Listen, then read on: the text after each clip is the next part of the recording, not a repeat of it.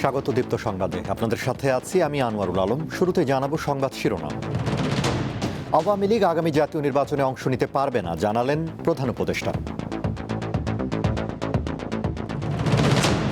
অন্তর্বর্তী সরকারের ৩ উপদেষ্টা একটি দলের হয়ে কাজ করছেন, অভিযোগ জামায়াতের। কমপক্ষে ৩ জন উপদেষ্টা আছে যারা ওনাকে মিসগাইড করতেছে, আমরা তাদের অবসান দাবি করছি। জুলাই সনদ বাস্তবায়নের আদেশে অনেক অস্পষ্টতা রয়েছে, দাবি জাতীয় নাগরিক পার্টির। ছাত্রকে যৌন নিপীড়নের মামলায় ঢাকা বিশ্ববিদ্যালয়ের শিক্ষক এরশাদ হালিম কারাগারে।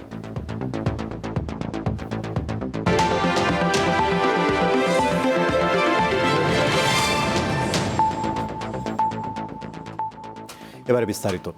সন্ত্রাস বিরোধী আইনে কার্যক্রম স্থগিতের পর নিবন্ধন বাতিল হওয়ায় আওয়ামী লীগ নির্বাচনে অংশ নিতে পারবে না বলে জানিয়েছেন অন্তর্বর্তী সরকারের প্রধান উপদেষ্টা অধ্যাপক ডক্টর মোহাম্মদ ইউনূস। বৃহস্পতিবার সন্ধ্যায় ঢাকা রাষ্ট্রীয় অতিথি ভবন যমুনায় যুক্তরাজ্যের আন্তর্জাতিক উন্নয়ন বিষয়ক মন্ত্রী ব্যারোনেস জেনি চ্যাপম্যানের সঙ্গে বৈঠকে এ কথা জানান তিনি। আগামী জাতীয় নির্বাচন অবাধ, সুষ্ঠু এবং অংশগ্রহণমূলক করার প্রতিশ্রুতি পুনর্ব্যক্ত করেন প্রধান উপদেষ্টা। বৈঠকে নির্বাচন, অবৈধ অভিবাসন, বাণিজ্য সম্প্রসারণ, রোহিঙ্গা সংকট সহ বিমান ও নৌ খাতে দ্বিপক্ষীয় সহযোগিতা সম্প্রসারণ নিয়ে আলোচনা হয়। প্রধান উপদেষ্টা জানান, আগামী ফেব্রুয়ারির প্রথমার্ধে সময় মতোই নির্বাচন অনুষ্ঠিত হবে। স্বরাষ্ট্র মন্ত্রণালয়ে আওয়ামী লীগের কার্যক্রম নিষিদ্ধ করার পর 12 মে দলটির নিবন্ধন স্থগিত করে নির্বাচন কমিশন।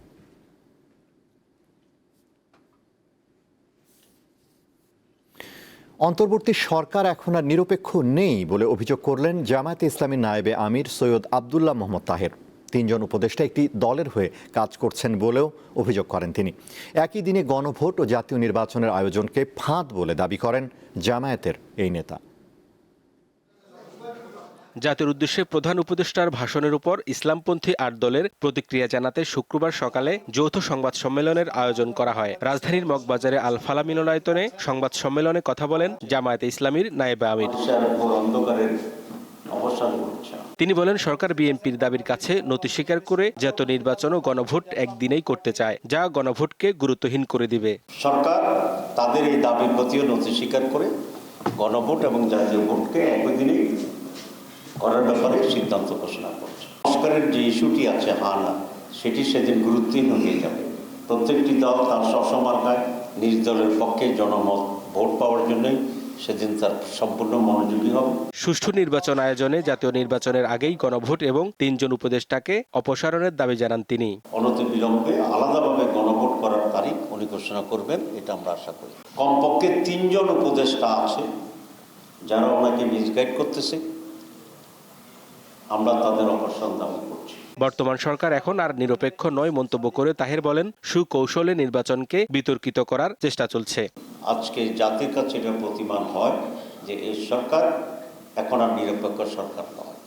এই সরকার একটি দলের প্রতি অনুগত অথবা একটি দলের প্রতি দলকে ক্ষমতা আনার জন্যে জেনারেল একটি নির্বাচন আয়োজনের জন্যে তাদের প্রচেষ্টা আছে বলে আমরা মনে করি। দাবি আদায়ে আগামী 16 নভেম্বর 8 দলের বৈঠক শেষে নতুন কর্মসূচি দেওয়া হবে বলেও জানান জামায়াতের নায়েবে আমির। 16 তারিখে আমাদের 8 দলের শীর্ষ নেতৃবৃন্দের বৈঠক আছে পূর্ব নির্ধারিত। হেদায়েতুল্লাহ সীমান্ত, দীপ্ত সংবাদ, ঢাকা। বিএনপির স্থায়ী কমিটির সদস্য সালাউদ্দিন আহমদ বলেছেন, একটি দল দেশে ধর্মের নামে রাজনীতির ব্যবসা করে, তাদের কাছেই নারীরা নির্যাতিত হচ্ছে। রাজধানীর শাহবাগে সকালে এক অনুষ্ঠানে তিনি আরও বলেন, গণভোটের মাধ্যমে সংবিধান সংশোধন হয়ে যাবে না, আইন প্রণয়নের জন্য অবশ্যই জাতীয় সংসদ গঠিত হতে হবে। রাজধানীতে শুক্রবার সকালে নারীর ওপর ক্রমবর্ধমান সহিংসতা ও অসম্মান প্রতিরোধে প্রস্তুত সচেতন নারী সমাজ শীর্ষক সমাবেশ ও মৌন মিছিল আয়োজন করে নারী ও শিশু অধিকার ফোরাম। মিছিলটি জাতীয় জাদুঘরের সামনে থেকে শুরু হয়ে কেন্দ্রীয় শহীদ মিনারে গিয়ে শেষ হয়। কর্মসূচির শুরুতে সংক্ষিপ্ত সমাবেশে বক্তব্য রাখেন বিএনপি নেতারা। বলেন, একটি ধর্মভিত্তিক দল নারীদের পিছিয়ে দিতে চাইছে। আজকে নারী সমাজকে ভিতরে ঢুকিয়ে দেওয়ার জন্য নারীর কর্মঘণ্টা আমাদের 5 ঘন্টার কথা কোনো একটি ধর্মভিত্তিক রাজনীতি করে তারা বলছেন। তারা নারীদেরকে ভিতরে ঢুকে দেওয়ার চেষ্টা করছে। প্রধান অতিথির বক্তব্যে বিএনপি স্থায়ী কমিটির সদস্য সালাউদ্দিন আহমেদ বলেন, একটি দল বলছে নারীর কর্মঘণ্টা কমিয়ে দেবে, এতে কর্মসংস্থান হারাবে নারীরা। দেশে একটি দল যারা ধর্মের নামে ব্যবসা করে, রাজনীতির ব্যবসা করে এবং বিভিন্ন রকমের জান্নাতের টিকিট বিক্রি করে রাজনীতি করতে চায়, ভোটের বৈতরণী পার হতে চায়, তাদের হাতে আজকে নারীরা নির্যাতিত হচ্ছে। আমরা চাই নারীদের কর্মসংস্থান বৃদ্ধি হোক। যদি কর্মঘণ্টা কমিয়ে দেওয়া হয় তাহলে যারা কর্মসংস্থান, যারা অফিস আদালত, কলকারখানা পরিচালনা করেন, তারা স্বাভাবিকভাবেই নারীদের চাকরি দিতে চাইবেন না, বরং উল্টা কর্মসংস্থান কমে যাবে। বিএনপির এই নেতা আরও বলেন, গণভোট ও জুলাই সনদ বাস্তবায়নের জন্য সংসদ গঠন জরুরি। গণভোটের মধ্য দিয়ে আইন প্রণয়ন করা হয়ে যাবে না, গণভোটের মধ্য দিয়ে সংবিধান সংশোধন হয়ে যাবে না, তার জন্য অবশ্যই জাতীয় সংসদ গঠিত হতে হবে। সেই জন্য জাতীয় সংসদ নির্বাচনের পুনরাবৃত্তি করেছেন তিনি 15 ফেব্রুয়ারির প্রথমার্ধে, সেজন্য তাকে আমরা সাধুবাদ জানিয়েছি। স্বাধীনতা ও সার্বভৌমত্বের অর্থ সবার নাগরিক অধিকার নিশ্চিত করা, যেখানে ধর্মীয় ও সংস্কৃতির বিভাজন থাকবে না বলেও মন্তব্য করেন তিনি। আমরা একটি শক্তিশালী গণতান্ত্রিক রাষ্ট্র নির্মাণ করতে চাই। সঞ্জিতা প্লাবনী, দীপ্ত সংবাদ, ঢাকা। জুলাই সনদ বাস্তবায়নের আদেশে অস্পষ্টতা রয়েছে, এমনটাই বলছে জাতীয় নাগরিক পার্টি এনসিপি। এটি দূর হলে সনদে স্বাক্ষর করবে দলটি। আজ এনসিপির নেতারা বলেন, জুলাই সনদ বাস্তবায়নের আদেশে জনগণকে পাশ কাটিয়ে বিএনপি ও জামায়াতকে খুশি করার চেষ্টা হয়েছে। জুলাই সনদ বাস্তবায়নের আদেশ নিয়ে জাতির উদ্দেশ্যে দেওয়া প্রধান উপদেষ্টার ভাষণের আনুষ্ঠানিক প্রতিক্রিয়া জানিয়েছে জাতীয় নাগরিক পার্টি এনসিপি। জুলাই সনদে বর্ণিত প্রক্রিয়া অনুযায়ী তত্ত্বাবধায়ক সরকার নির্বাচন। শুক্রবার সন্ধ্যায় রাজধানীর বাংলা মোটরে দলের কেন্দ্রীয় কার্যালয়ে আয়োজিত সংবাদ সম্মেলনে দলটির কেন্দ্রীয় নেতারা দাবি করেন, জুলাই সনদ বাস্তবায়নের আদেশ স্পষ্ট নয়। পরিতাপের বিষয় হলো, জুলাই সনদ আদেশ জারি করা হলেও জুলাই সনদ আদেশের মধ্যে এমন কিছু জায়গায় অস্পষ্টতা রয়ে গেছে, যাতে করে জুলাই সনদের আসলে পরিপূর্ণ বাস্তবায়ন সম্ভবপর হবে কিনা তা নিয়ে প্রশ্ন উত্থাপিত হয়। এনসিপির মুখ্য সমন্বয়ক বলেন, এই আদেশে জনগণের দাবির চেয়ে রাজনৈতিক দলগুলোকে প্রাধান্য দেওয়া হয়েছে। আপাদমস্তক যে আদেশটা দেওয়া হয়েছে, মোটা দাগে আমরা বলতে পারি সরকার হলো সব রাজনৈতিক দলকে খুশি করেছে, কিন্তু জনগণকে হলো তারা পাশ কাটিয়ে গিয়েছে। রাষ্ট্রপতিকে দিয়ে জুলাই সনদ বাস্তবায়নের আদেশ সই করানোর ফলে এটি আইনি ভিত্তি পেলেও নৈতিক ভিত্তি পায়নি বলে মনে করেন এই নেতা। আমরা জানিয়েছিলাম যে ডক্টর ইউনূস দিতে হবে, শাহাবুদ্দিন চুপ্পু এটা দিতে পারবে না। শেখ হাসিনা এবং আওয়ামী ফ্যাসিজমের যে অংশ, তার হাত দিয়ে এই জুলাই সনদকে সে অপবিত্র করেছে। সনদে যেসব বিষয়ে অস্পষ্টতা রয়েছে সেগুলো স্পষ্ট করার দাবি জানান এনসিপি নেতারা। আমরা সংস্কার প্রক্রিয়ার মধ্যে থেকেই আগামী বাংলাদেশে আমরা সংস্কার প্রক্রিয়া সম্পূর্ণ করতে চাই। জহুরুল মোহসান, দীপ্ত সংবাদ, ঢাকা।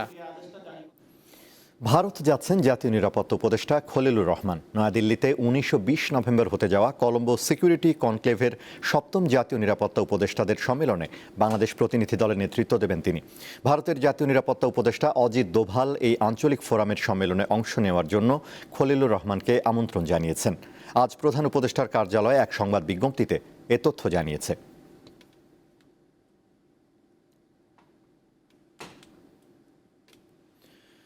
ছাত্রদের যৌন নিপীড়ন করার অভিযোগে ঢাকা বিশ্ববিদ্যালয়ের রসায়ন বিভাগের অধ্যাপক এরশাদ হালিমকে গ্রেফতার করেছে পুলিশ। বৃহস্পতিবার রাত 11টার দিকে রাজধানীর শেওড়াপাড়ার বাসা থেকে তাকে আটক করা হয়।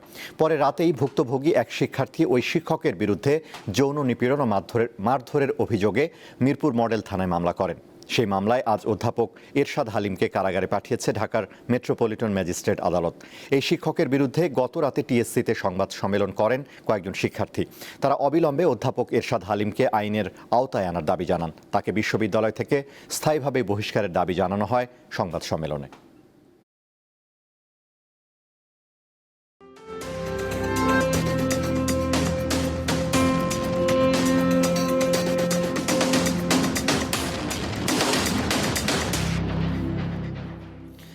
ত্রয়োদশ জাতীয় সংসদ নির্বাচনকে সামনে রেখে বেশ সরগরম গাইবান্ধা সদর আসন। বিএনপির একাধিক মনোনয়ন প্রত্যাশী আছেন ভোটের মাঠে, তবে জামায়াতে ইসলামীর প্রার্থী একজন। মাঠে আছে জাতীয় পার্টি সহ অন্যান্য দলও। গাইবান্ধা সদর 2 আসনটিকে একসময় জাতীয় পার্টির দুর্গ ভাবা হতো। তবে নবম জাতীয় সংসদ নির্বাচনে আসনটি হাতছাড়া হয় আওয়ামী লীগের প্রার্থী মাহবুব আরা বেগম গিনির কাছে। গিনি নবম, দশম ও একাদশ জাতীয় সংসদ নির্বাচনে টানা 3 বার সংসদ সদস্য নির্বাচিত হন।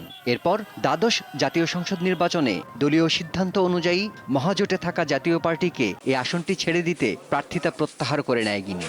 কিন্তু লাঙ্গল প্রতীক নিয়ে মহাজোটের প্রার্থী মোহাম্মদ আব্দুর রশিদ সরকার স্বতন্ত্র প্রার্থী শাহ সারোয়ার কবিরের কাছে 3153 ভোটের ব্যবধানে পরাজিত হন। তবে সরকার পরিবর্তনের পর পাল্টে যায় পুরো দৃশ্যপট। এবার প্রধান প্রতিদ্বন্দ্বী ভাবা হচ্ছে বিএনপি ও জামাতের মনোনীত 2 প্রার্থীকে।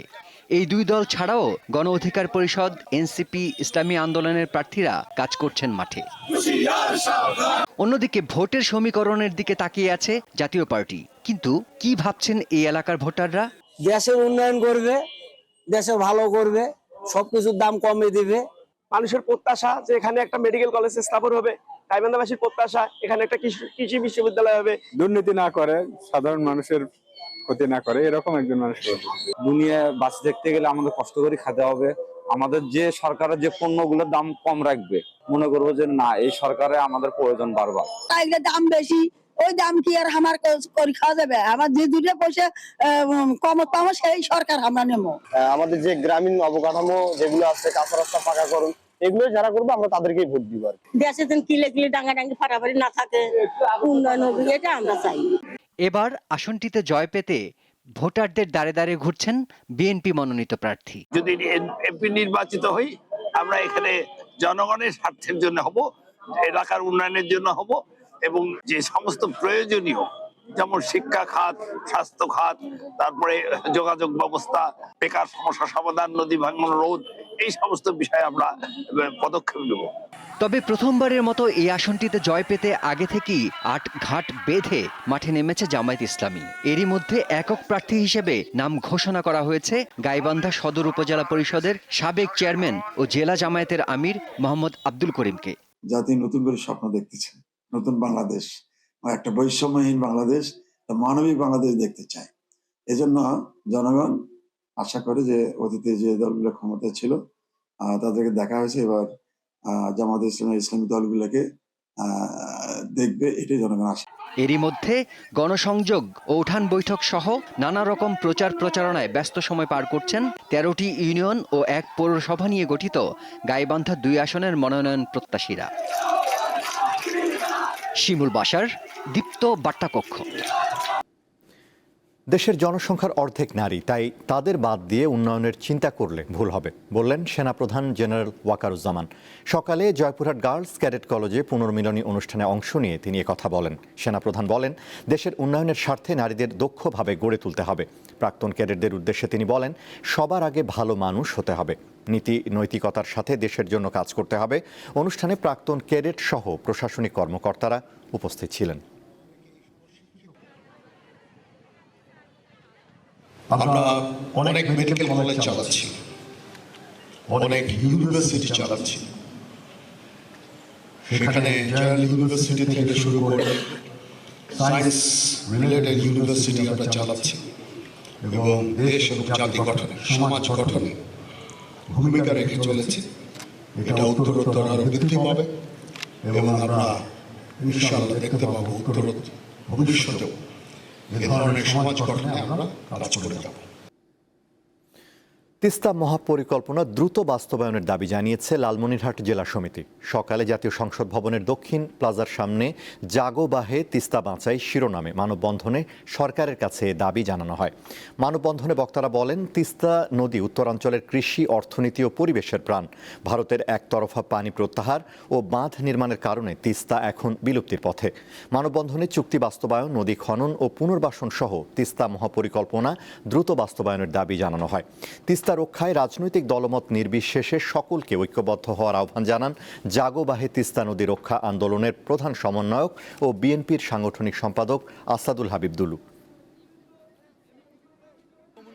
নির্বাচনের আগেই, অর্থাৎ তফসিল দেওয়ার আগেই সরকার আনুষ্ঠানিকতা মধ্য দিয়ে কাজটা শুভ উদ্বোধন ঘোষণা করলেই তিস্তা পরের 2 কোটি মানুষ আশ্বস্ত হতে পারে।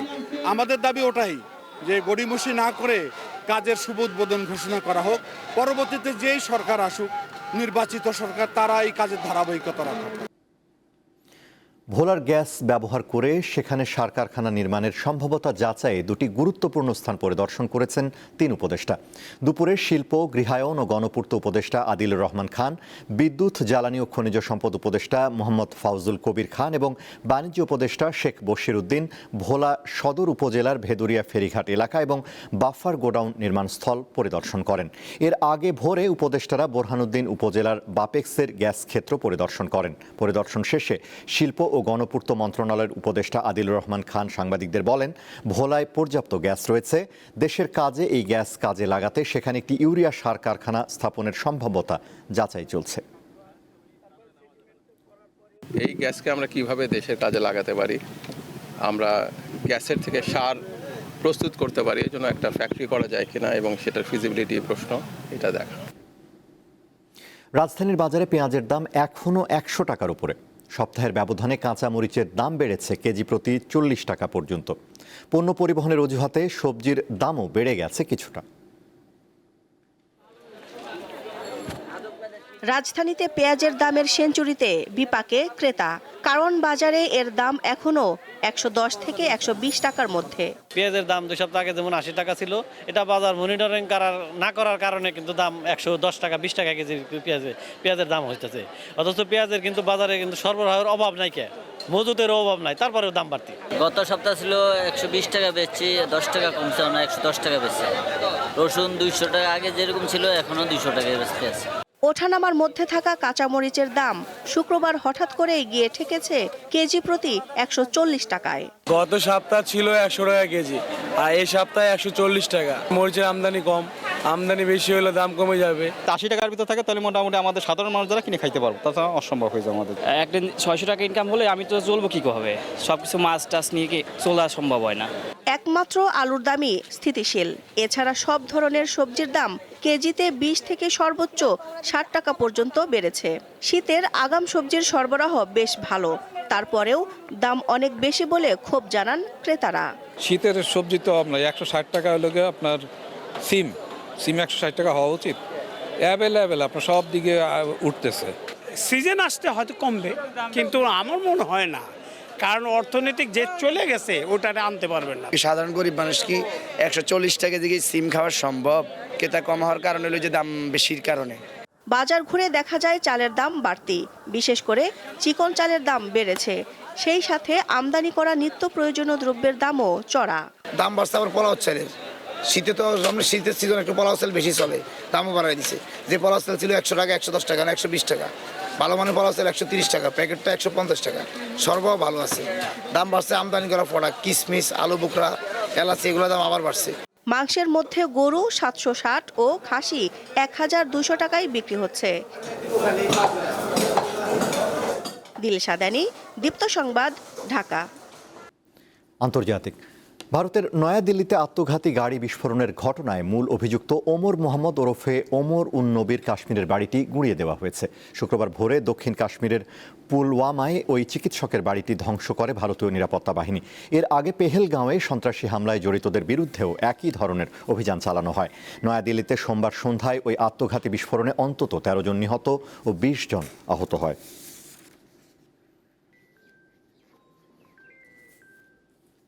সংবিধান সংশোধনের প্রতিবাদ জানিয়ে পদত্যাগ করেছেন পাকিস্তান সুপ্রিম কোর্টের 2 জ্যেষ্ঠ বিচারপতি।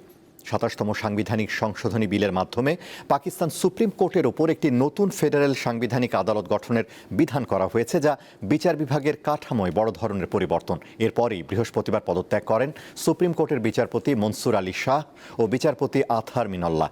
পদত্যাগপত্রে মনসুর আলী শাহ লেখেন, 27তম সংশোধনী পাকিস্তানের সংবিধানের উপর ভয়াবহ আঘাত। এটি সুপ্রিম কোর্টকে ভেঙে দিয়েছে, বিচার বিভাগকে নির্বাহী শাখার নিয়ন্ত্রণে এনেছে এবং দেশের সাংবিধানিক গণতন্ত্রের হৃদয়ে আঘাত করেছে।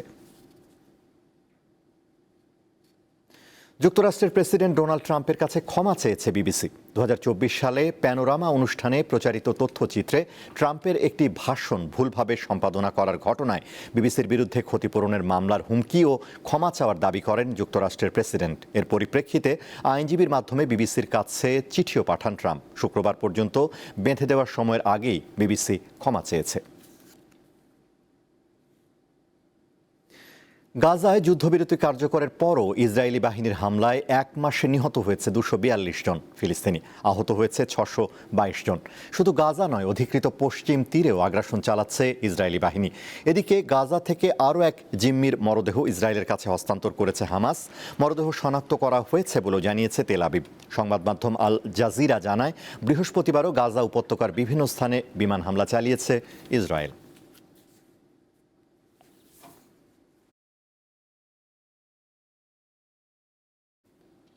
শেষ করব দীপ্ত সংবাদ, তবে তার আগে সংবাদ শিরোনামগুলো জানাবো আরও একবার। আওয়ামী লীগ আগামী জাতীয় নির্বাচনে অংশ নিতে পারবে না, জানালেন প্রধান উপদেষ্টা। অন্তর্বর্তী সরকারের 3 উপদেষ্টা একটি দলের হয়ে কাজ করছেন, অভিযোগ জামায়াতের। জুলাই সনদ বাস্তবায়নের আদেশে অনেক অস্পষ্টতা রয়েছে, দাবি জাতীয় নাগরিক পার্টির। এবং ছাত্রকে যৌন নিপীড়নের মামলায় ঢাকা বিশ্ববিদ্যালয়ের শিক্ষক এরশাদ হালিম কারাগারে।